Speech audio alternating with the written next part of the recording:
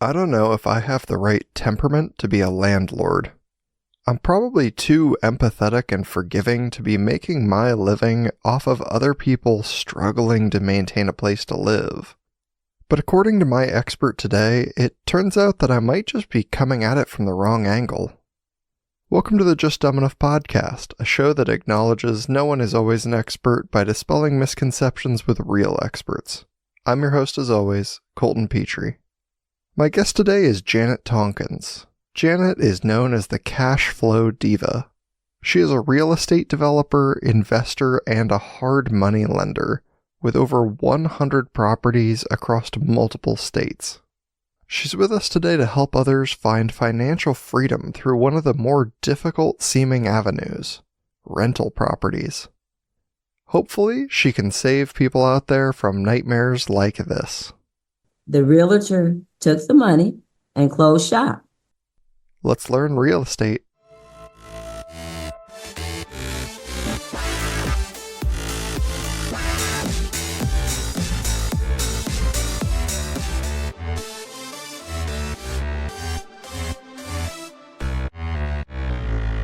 Welcome to the show, Janet Tonkins.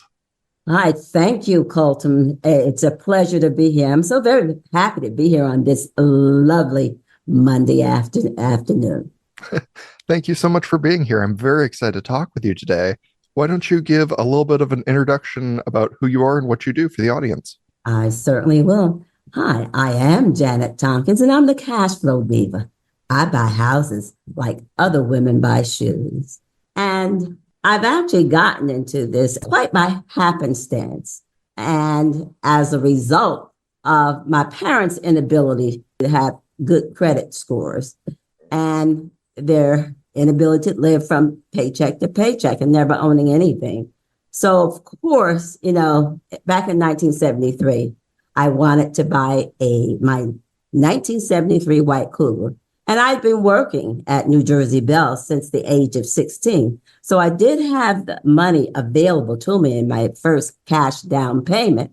However, due to my parents' inability to have good credit scores, that kind of left me devastated.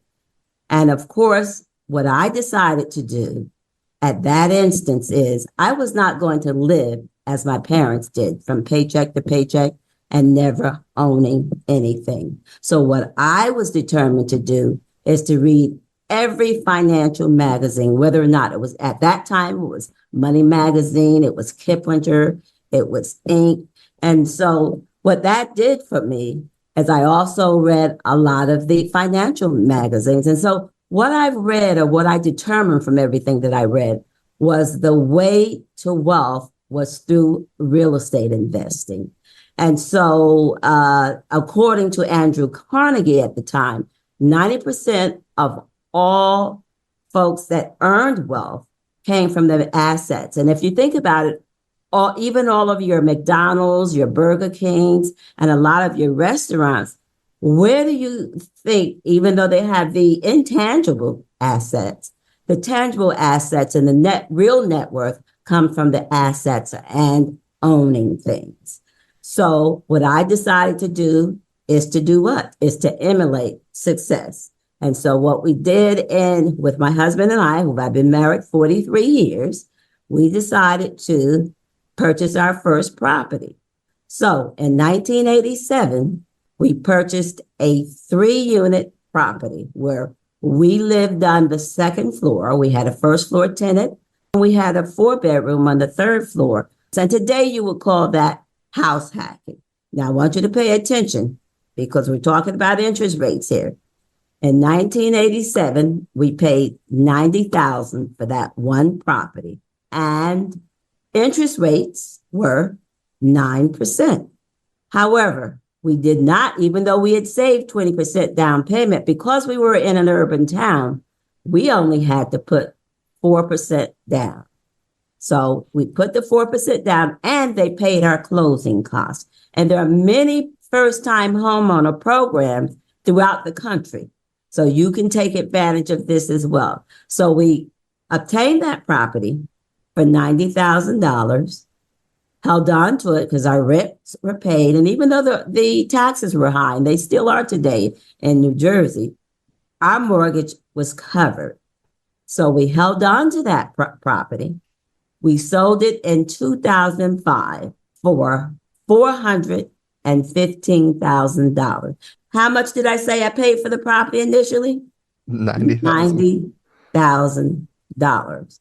And then 400, and in 2005, sold it for 415. We gave the seller $15,000 in additional help, and we paid $3,000 for a brand new furnace. Now, where else can you go and you obtain and you can become wealthy or obtain financial independence and freedom? You see, my message, and I'm on a mission and a purpose right now, and particularly for women and children, to do the same thing, to let them know that they can achieve financial independence and freedom through financial investing and real estate with the right knowledge, resources. So I want everybody else to build wealth, transform their families and communities, and achieve their dreams without limitations. I have changed not only the trajectory of my own family's life, but I've been able to save other families' life. I am a real estate developer. I'm a coach.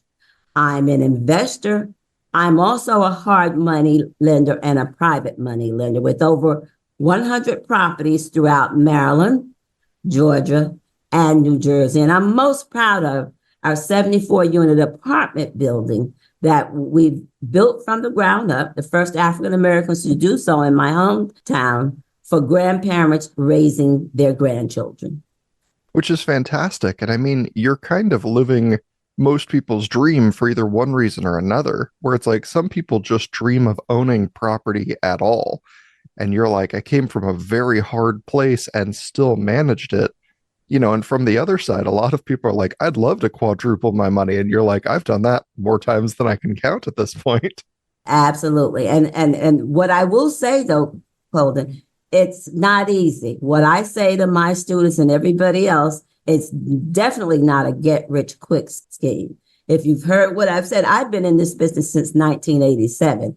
And you got to remember, back in 1987, there were I'm on the executive board of the Baltimore Real Estate Investment Association. There were no real estate investment associations back in 1987. So we had to crawl, walk, and run, which is one of my signature speeches, because people hear the HGTVs, they hear, you have so many books now where gurus, who are not really gurus, what they're actually doing is selling courses, and they're really not doing anything other than selling coaches. My people can touch, see, and feel what it is that we're doing anytime, because what I do is I invite you to come and see and touch and feel what we do. And this is kind of an earned, money difference, because sure, you could put money into a stock market account or whatever else, and over the course of 20 years, you might double your money. Mm-hmm. But, when you're talking about yours, you're like, yeah, you're going to put in hard work, but it's going to pay out because you put in hard work.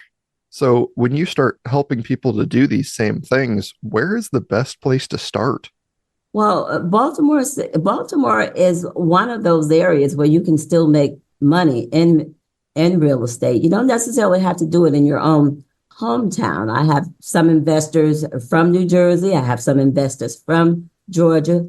But also, too, what you should do is you do your research or market analysis, because you might find something right in your own hometown.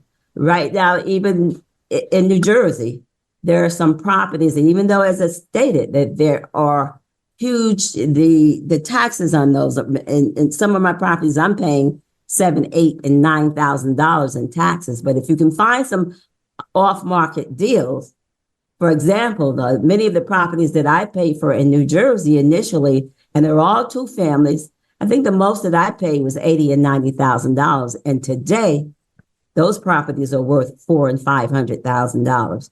So some of the areas are Texas, some parts of Texas, some parts of Kansas, some of the areas, as I said, Baltimore, Maryland. They're Albany, Georgia. We found some gems in Albany, Georgia right now. We've done about 15 properties. My nephew goes to college in Albany. And so we were able to pick up about 10 or 15 properties in that particular area as well. Yeah, and it's very particular. Like, just because you find something that's cheap doesn't necessarily mean it's any good. I know I had somebody say, like, oh, you can pick up an acre of land in West Virginia for $1,000. And they're like, yeah, but the problem is that it's an acre of land in West Virginia, which means it's basically worthless. Who wants to live in absolutely West Virginia? Because you have to look at that. You have to look at the employment situation in those areas. You have to look at whether or not there's grocery stores, infrastructure, and all those things as well. Certainly. So when you're, starting to look, even if it's not close to home, how much money is like a good amount of money to start with? Like, what should you have in your account? I would say anywhere between 25 and 50,000, but it also depends upon who you get, because you may find someone to partner with. For example, I said to you, I am a hard money and a private money lender. So you may very well be able to go in with 100% or no down payment. But initially, what our strength is, we've always had money in the game. So we would already have 25, 50, 75, or $100,000. But if you're house hacking, say you're a first time homeowner, you may be able to get away with only 5%, anywhere from 5 to 15% down. Remember, if you are a veteran, you can get away with 0% down, but you still need to have money. You need to have some reserves, because you never know what's going to happen down the road. So if you have anywhere from $25 to $50,000 to start, you're in a very good position. Well, and I think that's one of those that people kind of overlook, is they're like, once I own the house, nothing could possibly go wrong. Even in brand new houses today, because sometimes they're building them so very fast, you may have some issues. So I teach my students to always have reserves. And even when you're doing this, remember you're doing this for rental income. The way that I teach them is you take a portion of that cash flow, and even if you're managing the properties yourself, you take that management fee, you take that vacancy fee, and you place those in reserves every single month and never touch them. I mean, it's definitely good. It's one of those, like, I owned a place not long ago, just for me, it was the place I lived in, and I replaced the HVAC system twice in 5 years. And we did that too. That's the other thing. You have to know your contractors. That's expert. And that, for me, I'm going to tell you, that's probably going to be one of the hardest things that you do, because I always say contractors have a shelf life. So they may very well do something great your first and your second time, and then they become all too familiar, or either they want to rush off to another job. And as you speak about HVAC, I've had the exact same thing happen when I'm wondering, okay, he's putting in my HVACs, the central air conditioning. And then when it was time, when it's summertime, and we may have done something in the winter, but when it came time to turn them on, every last one of his installations, we had issues with. So what we found out is he was putting in used parts. So that caused an extreme. So for about 10 properties, what we had to do is replace it. So we've been in that situation. So that's why it's so very important that I say you need to vet these contractors, and you need to vet them. You need to make sure that people that you know have utilized them. And then don't always try and go for the cheapest, because you truly get what you pay for.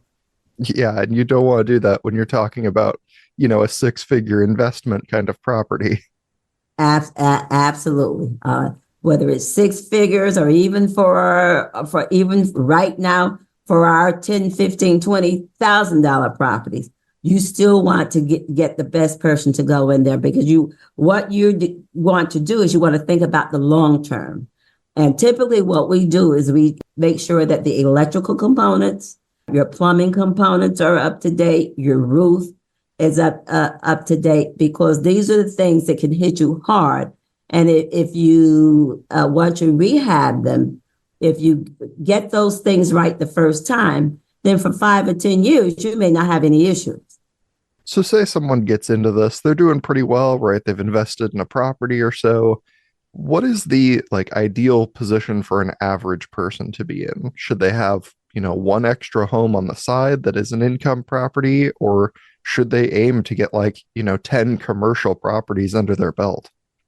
Well, it's going to depend upon what that person's needs is, what their income. Do you want to replace your income and do this full time for financial freedom, security, or perhaps you have some communities that you would like to change? And so, but I always say that everyone should have at least 2 properties, one that you own and then one investment property. And then that way you can sort of get a feel for whether or not this is something that you want to get into. Because trust me, dealing with tenants is not very easy. And that may not be for everybody. I mean, you have to be a psychiatrist, you have to be an educator, you have to sometimes be a doctor, you have to be a little bit of everything. And you have to be able to communicate well. You got to be an enforcer and a reinforcer as well. So if you have one, you have the other, at least one other rental property, that can determine whether or not this is something that you want to do on a long term.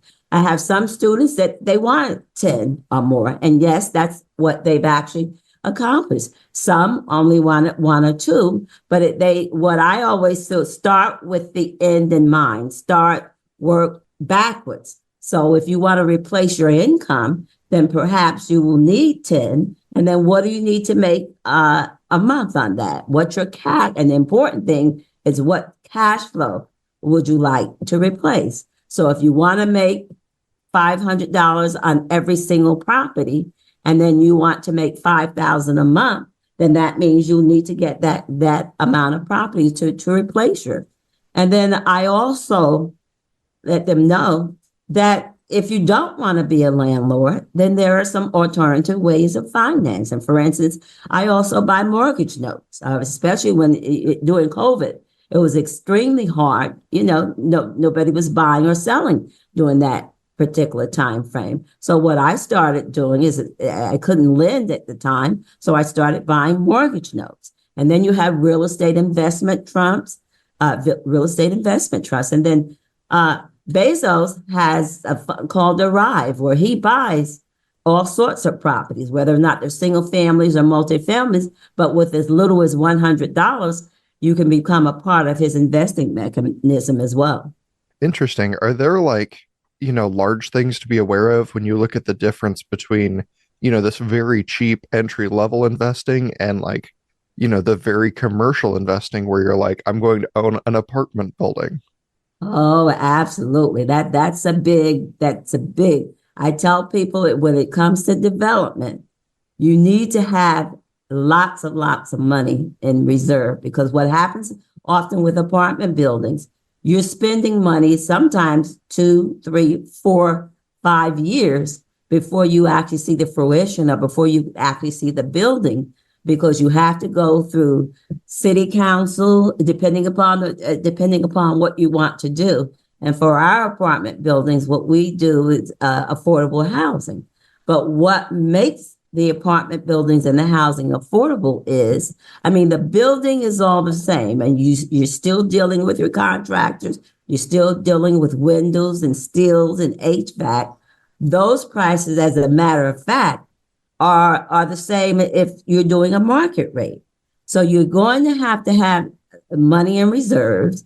You're going to have larger surveys, which you may not even have to do a survey on your single families and your lower unit apartment buildings. You're going to have to go before the planning board. You may have to have environmentals done to see whether or not the soil has anything. And as a matter of fact, what was interesting on a grandparents' apartment building, Before we could even get an approval for some HUD funding, we actually had to get permission from two Indian tribes, one in Arizona, and I think the other one was in Kansas City, who probably had no earthly idea of what they were in New Jersey. But we actually had to get their permission before we could actually complete our project. So it's the little things. And so it is a lot costly. And this is not for any amateurs whatsoever. Yeah, I mean, and that's certainly something to remember is you're like, there's a lot of money that's going to be leaving your accounts before you necessarily recoup any of that. And a funny story. So we brought my baby brother and his wife into the grandparents' housing project with us. And so they had never done any large development. So my baby brother says, I don't think this is for us. It's been 2 years and all we're doing is seeing money coming out of our account. We might just want to back out. So 2 years later, when this all came to fruition, he loved the big development fee that we were getting. So, now we see that it was all worth it. But yes, and even when you partner with developers, and so we partner with a large development. I mean, there are cash calls that have to be done for your portion of this. So you have to absolutely have to be ready. And then you also have to be ready for the unexpected. We've been working on an apartment deal here in Baltimore City for over 6 years, and it has not come to fruition as well. We had the land, but our partners have put up most of the money. And because there've been 3 different mayoral changes between that time frame, we haven't gotten final approvals as of yet. So those are things that you have to be looking at as well. Well, yeah, I mean, it's the same thing. Like, even say you bought a house that you're going to rent, say your down is $20,000. How much rent is it going to take before you even see $20,000 again? Absolutely. And then you have to be so very important because everybody wants to hear all of the good part.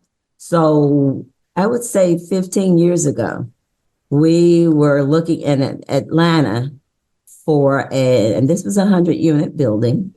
What we did is, to show good faith, the realtor asked us to put $10,000 down.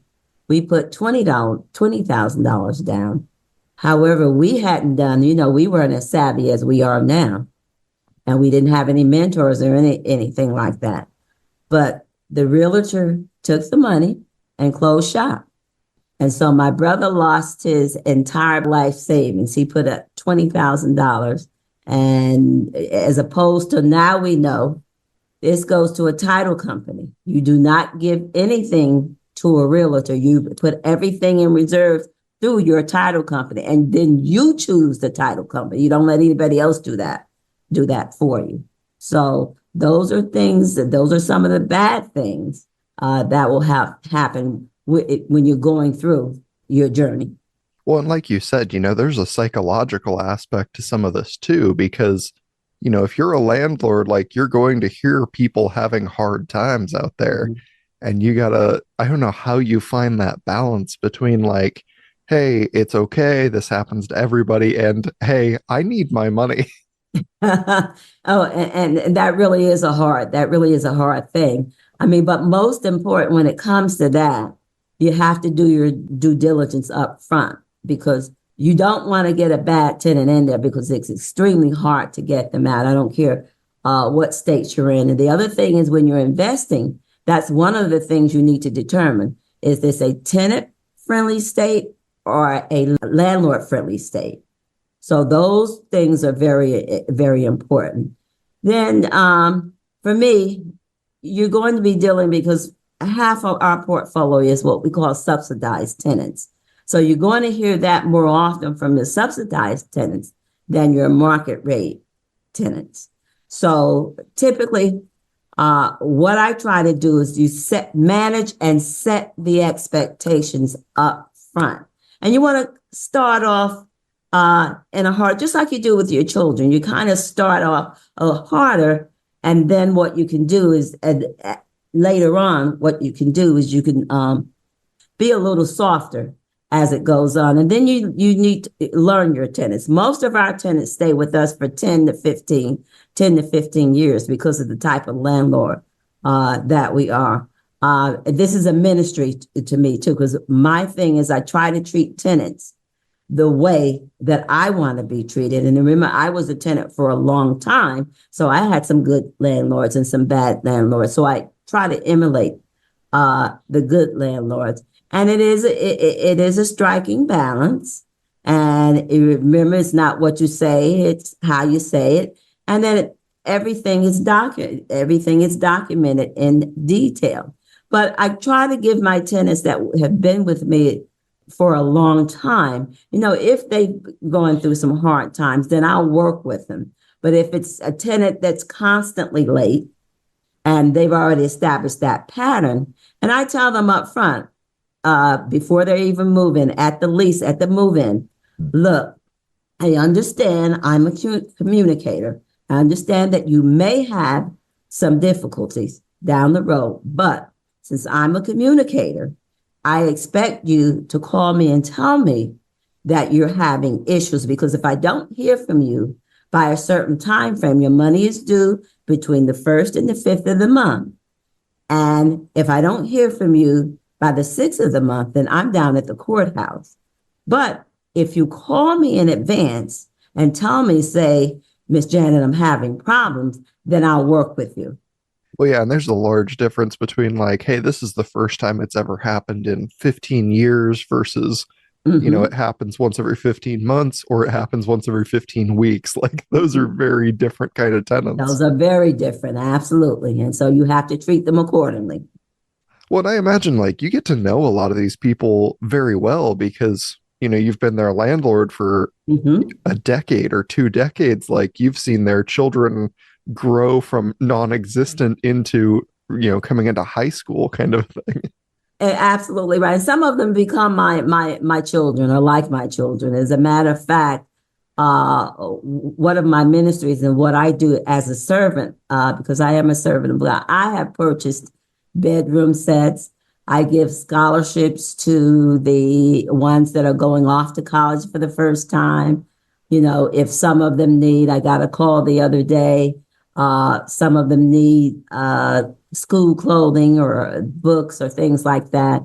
I am there for them, especially my good tenants. And if they're good at the end of the year, during Christmas time, they may get a $25 or $50 gift check. Or if they've been that good with me, I have the one lady she has cancer, and she has never been late a day in her life, no matter what she goes through. So for somebody like that, at Christmas time, I'll say, Miss Alberta, don't pay me rent for this for this month. You've been such a great tenant. So those are the various things that we do from them. Plus, as I state, if the children need anything, then I'm there. And I love little girls and little boys. So if I go into Costco and see something that I want to dress them in, I'll do that as well.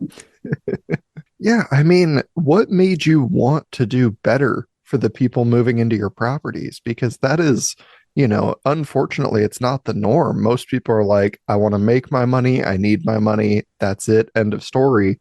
Where you say like, I want to take care of people. I want to see people succeed. I want to do better for the community. Well, you know what? As I say, I grew up in the Christopher Columbus projects in New Jersey, where drug abuse and violence was the norm. And so I've been where some of them have been. And we should all strive to get out of where we've come. So as I said to you, half of my portfolio are subsidized tenants. And so I want them to do better and be better because we can all help one another. They can change their financial trajectory and they can change their community. And so that's what I'm about as well. I want to be able to be a blessing to others. I've been blessed, so I have to pay it forward, and I'm here to be a blessing to others. And so if I can just change one person's life, then I think I've done good. And so just have to be there for others. I want, and especially those in my community, I want them to see that there's good people all around. And many of us are not there just for the money. We're there to help change their lives. And this was one of the ways that I can find to do that. Well, and you're certainly doing it. I mean, in ways I've never even heard of before. Like you said, with this grandparents project, I didn't even know that there was like a portion of the population where grandparents are raising grandkids as a common thing. I always thought that's like, oh, that's very unusual. And it's not, which is heartbreaking. Well, and not only that, it's in the world now. It's not even just in the nation. It's in the world that grandparents are raising their grandparents. Unfortunately, there's opioid addiction all over the world. It's just not in the United States. There's mental health issues all over the world. It's not just in the United States. There may not be as much crime as there are, but there's crime just about everywhere. And especially in the urban areas, they're shooting. As a matter of fact, I went out yesterday morning, headed to church, and there's a bullet hole in my car from my driveway. So, and as you well know, Baltimore is one of the areas where there's a large amount of crime. In New Jersey and Patterson, in my hometown, there's a large amount of crime. And so we're all impacted. We're all impacted by that. And as I said earlier, grandparents that are raising their children, and they're also saving over millions of dollars, because if they didn't take these children, they would have to go into foster families. And then so many of the grandparents that are taking over their children, only 11% of them own their own homes. So many of them also live in poverty. So that is one of the reasons why we're taking on that as well. Well, and your properties, from what you've sent me and what I've read, are not just like what you'd call bare bones apartments. These are apartments that have like, extremely nice quality of living to them. Absolutely. I don't care if you're a Section 8 person or if you're a market rate person. You're going to get the granite countertops. You're going to get the stainless or the black appliances. I don't do white appliances in any of them. You're going to get either the laminate floors or the hardwood floors. And if the hardwood floors are already in the property when I purchased them, what I try to do is to bring them back to life. I don't do carpet anymore, because carpet comes with it bed bugs. It comes with it. A lot of the young children now have asthma. And so I don't do the carpet whatsoever. And then I don't give the basic lighting either. I'm also a personal shopper, so I know how to get those things at the right pricing. And you can go into a Home Depot. I love, as opposed to be shopping for clothes now, I don't care what city or state I'm in, I'll go into a Home Depot or a Lowe's or any of those right now to see what I can find on sale. I was just this weekend in Home Depot, and they had stainless refrigerators on sale for $588. I'll ask the manager for a discount if I buy 5 or 6 of them. And often I get that, because what I often do is I have garages that I don't allow the tenants to have, and I store these appliances in my garages as well. And so even with the grandparents' housing, and we did this with a partnership, they have white cabinets, they have stainless dishwashers. They don't have just the regular electric stovetop stove. They have the low top, that stainless stovetop. They have a washing machine and dryer on every floor. And then my tenants in their single family homes in Baltimore, they get washing machines and dryers in their apartments themselves. And so it was not easy for me to do that when I came into this business, and especially moving to Baltimore. I joined the Baltimore Real Estate Investment Association. I had my male counterpart saying, "Oh, I don't know why you're doing this. You don't have to do this," and blah, blah, blah, blah, blah. I said, for me, my mantra is, I'm not going to give you anything that I can't live in myself. And then what that does for you is that gives you a certain type of tenant. I'm by no means a slum landlord, or do I want to be? Your tenant, and I've proven that, will stay with you 10, 15 years. And then what often happens with your subsidized tenants is, say, for instance, if they have a 4-bedroom voucher and they've been with me for 10 or 15 years, of course, their children have gotten older. So what often happens is they cannot, Section 8 will not force them to move out of the property because they're no longer eligible for a 4-bedroom. However, they will, if they remain in that property, they will have to pay additional monies because they're no longer eligible for a 4-bedroom. If they're eligible for a 3 or a 2-bedroom and they want to stay with me, what I will do, and they're my good tenants now, I will buy a property for them, either a 3 or a 2-bedroom, or move them from a 4-bedroom to a 2-bedroom or a 3-bedroom, or even a 1-bedroom unit if I have them available for it. Well, and I'm not really familiar with, I've heard the term Section 8 before, Mm-hmm. and I know we've kind of talked about subsidized housing, but I'm not really sure how any of that works.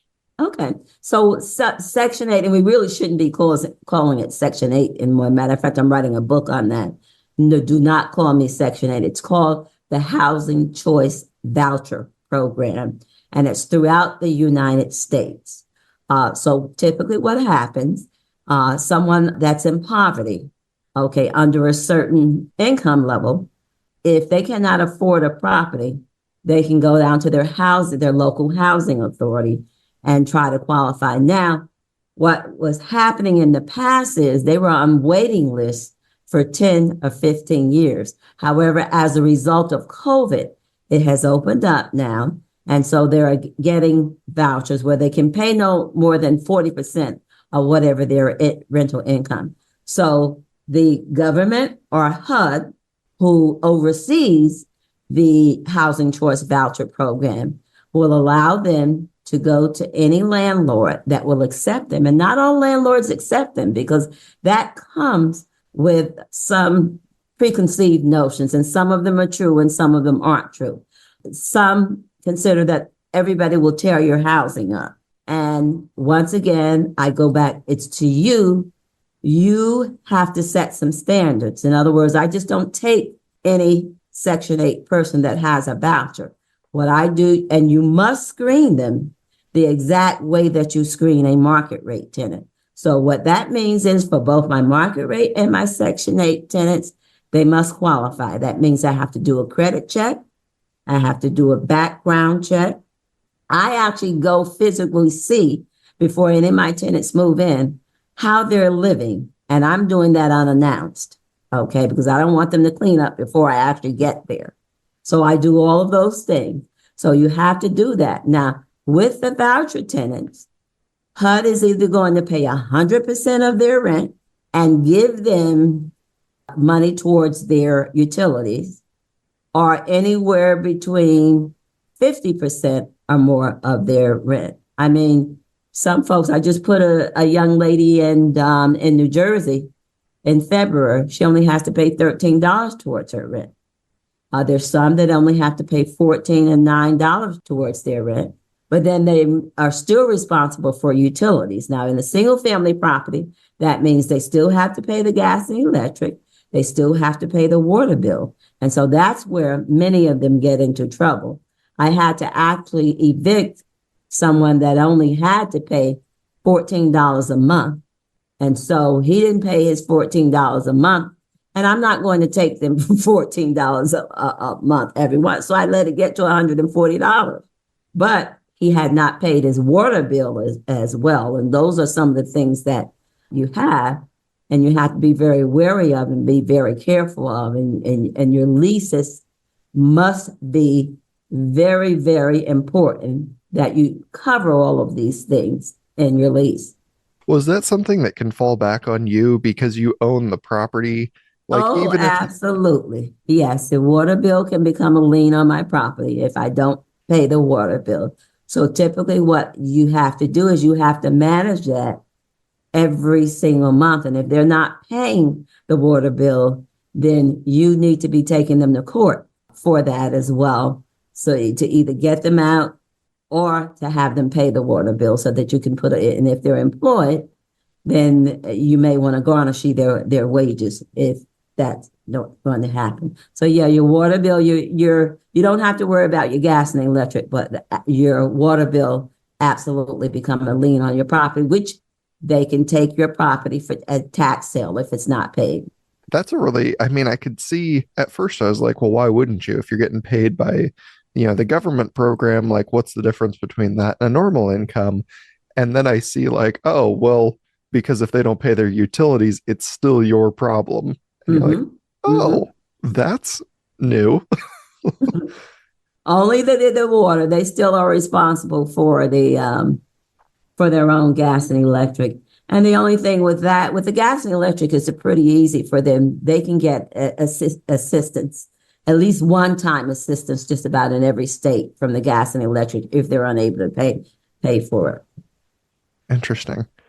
Well, I mean, we've certainly learned a lot. Are there any other tips or warnings that you usually give people? Absolutely. First of all, this is not easy.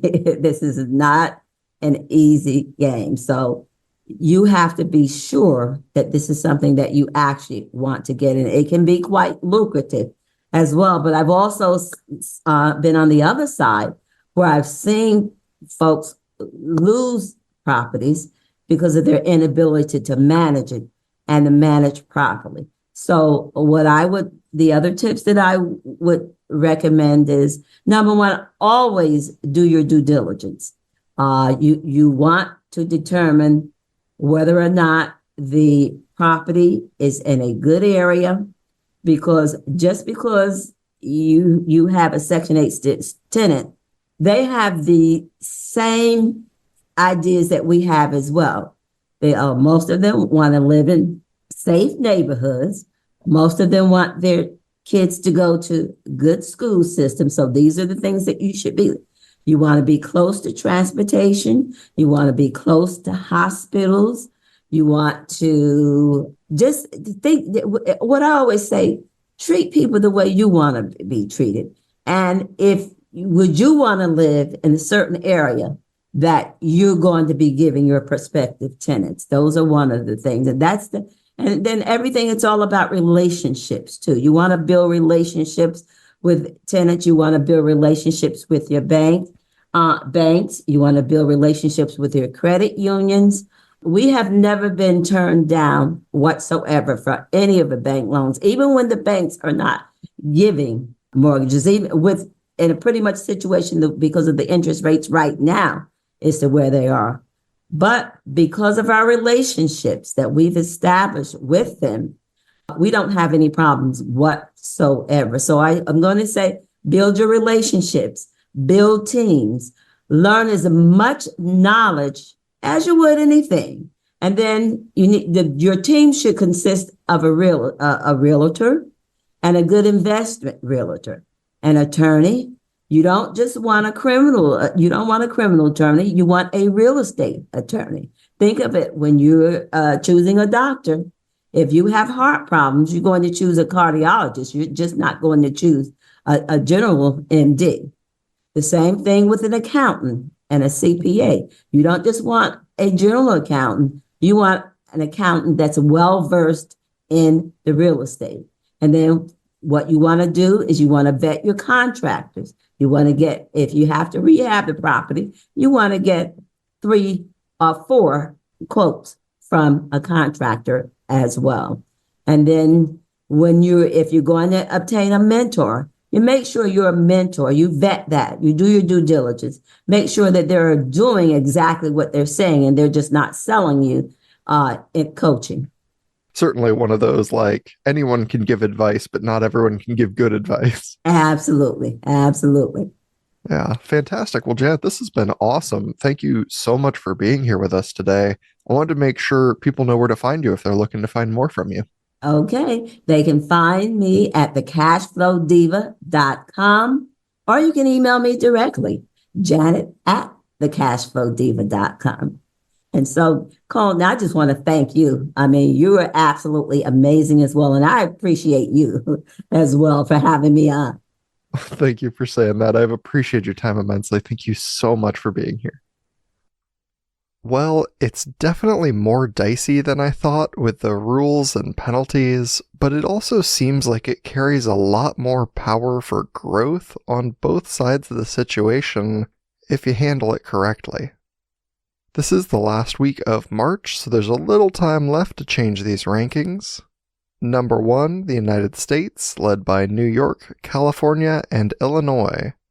Number 2, England of the United Kingdom. Number 3, Canada, with Ontario neck and neck with British Columbia. Number 4, Australia, with Queensland barely holding out. And number 5, Ireland, hanging in there for the long haul. That's it for this week. Have a great week, a great weekend, and I'll see you all back here for another new episode next week. Until the next episode, please do all those things that help the show grow, like rating, reviewing, liking, and subscribing. Remember, you can reach out to dumbenoughpodcast@gmail.com or on any of the social media pages if you want to reach me personally. Most importantly, stay dumb.